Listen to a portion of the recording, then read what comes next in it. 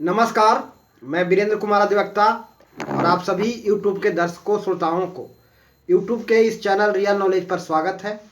और आज मैं पुनः पूर्व की भांति आप लोगों के समक्ष इस चैनल पर एक संक्षिप्त विचार लेकर चर्चा लेकर हाजिर हूं।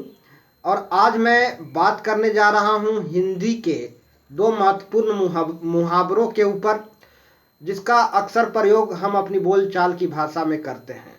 तो उसका निहितार्थ हम समझेंगे और आज सामाजिक परिप्रेक्ष्य में भी हम उस मुहावरा को महत्व को समझेंगे, जानेंगे। तो हम आज हिंदी के दो महत्वपूर्ण मुहावरों पर मैं बात करने जा रहा हूं, जो अति महत्वपूर्ण है।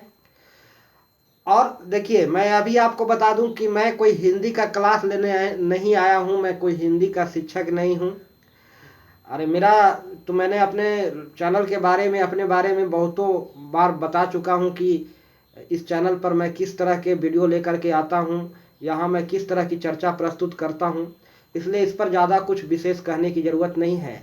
मैं हिंदी के इस दो महत्वपूर्ण मुहावरों के द्वारा हम एक यथार्थ को आप लोगों के समक्ष रखने जा रहे हैं, जो हमारी सामाजिक संस्कृति में आज शामिल हो चुका है और जिसका हम अक्सर बोलचाल की भाषा में प्रयोग करते हैं। तो वह हिंदी के दो महत्वपूर्ण मुहावरा है, आग लगाना और आग में घी डालना। इसका क्या अर्थ है, चलिए अब हम जाने। सबसे पहले मैं शुरुआत करूंगा आग लगाना। आग लगाना मुहावरा का अर्थ है झगड़ा लगाना। तो बहुत सारे लोग हमारे समाज में आग लगाने का काम अक्सर करते हैं। यही उनका फितरत है, यही उनकी नियत है, यही उनका आशय होता है, सिर्फ आग लगाना।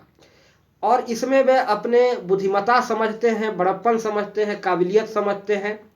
और कुछ घटिया किस्म के समाज में रहने वाले लोग उनकी इस गतिविधि को, इस कृत्य को, इस आचरण पर बुद्धिमान होने का मुहर लगा देते हैं कि अरे वाह, बहुत ही बुद्धिमान है। महाभारत के प्रसंग का मैं यहाँ थोड़ा सा बात करना चाहूँगा कि महाभारत युद्ध शकुनी द्वारा खड़ा किया गया था, यानी आग लगाने का काम वही किया था।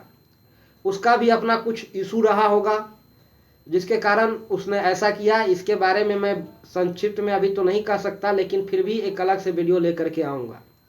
लेकिन मैं यहाँ इतना ही कहना चाहूँगा कि महाभारत युद्ध खड़ा करने का काम शकुनी ने किया था, आग लगाने का काम किया था, लेकिन वह आग में वह खुद ही झुलस करके मरा, वह बच नहीं सका। तो आग लगाने का शाब्दिक अर्थ है आग लगाना, मुहावरा का अर्थ है झगड़ा लगाना। और अक्सर हम अपनी बोलचाल की भाषा में आग लगाना मुहावरा का प्रयोग करते हैं, अक्सर हम लोग अपने बातचीत में करते हैं। तो यहाँ आग लगाने का काम हम में से अधिकांश हमारे समाज के लोग करते हैं, जो एक दूसरे से कुछ झगड़ा लगाने का काम करते हैं। और यही उनका फितरत होता है, नियत होता है, और इसको वे अपनी काबिलियत और बुद्धिमानी समझते हैं। मतलब दुष्टता, एक तरह के यह दुष्टता का काम है, नीचता का काम है, जिसको लोग अपना काबिलियत समझते हैं, बहादुरी समझते हैं। और कुछ घटिया किस्म के लोग इनके इन कृत्य पर, यानी आग लगाने के काम को बुद्धिमत्ता का काम का दर्जा दे देते हैं, बुद्धिमत्ता करार देते हैं, बुद्धिमानी का मुहर लगा देते हैं। ये लोग बहुत बुद्धिमान है, देखिए आग लगा दिया। वाकई में भाई, आग लगा देना एक तो कला है ही, सबको थोड़ी आता है। अति प्राचीन काल में जब मनुष्य असभ्य होता था तो आग जलाना नहीं जानता था। धीरे धीरे उसके पास ज्ञान आया, बुद्धि आई, उसने आग जलाना सीख लिया, एक गुण सीख लिया उसने। तो आग लगाना सचमुच में एक बुद्धिमत्ता हंसने वाली बात है। तो आजकल बहुत सारे लोग दुष्टतापूर्ण काम को ही बुद्धिमत्ता समझते हैं, होशियारी समझते हैं, होशियारी का दर्जा देते हैं। और ऐसे ही काम को होशियारी का दर्जा दिया जाता है।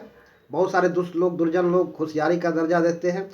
आग लगाने का उद्देश्य किसी जमाने में कुछ सृजन करना था, इसलिए लोगों ने आग लगाना सीखा था और मानव जाति के कल्याणार्थ जो बन सके वो करना था।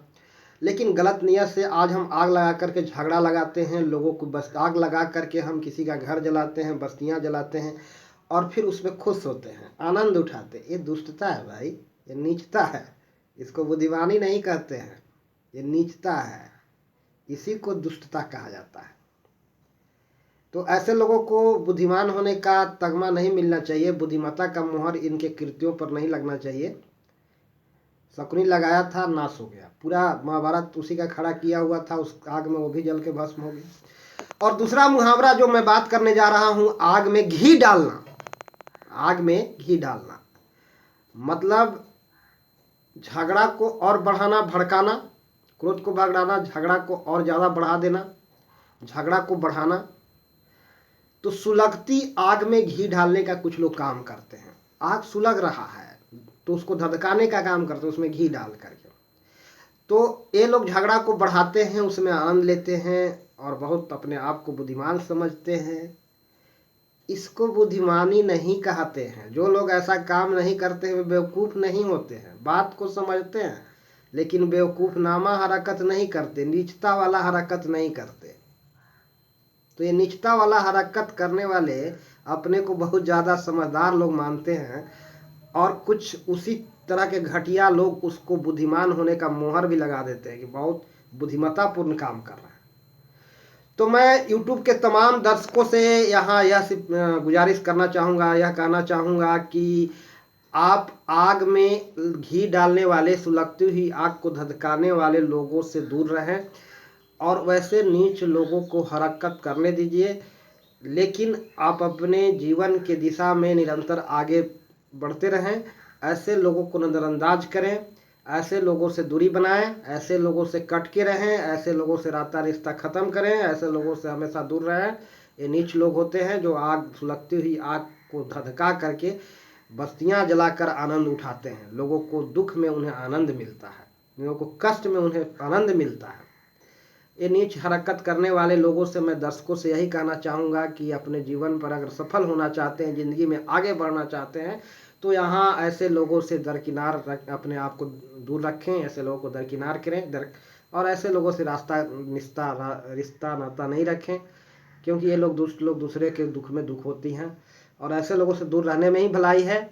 आग सुलगाने वाले का काम दूसरे को बस्तियां जलाकर, घर जला कर के खुश होने वाले लोगों से, और आग लगाने वाले से, और आग में घी डालने वाले से, यानी सुलगती हुई आग को भड़काने वाले से।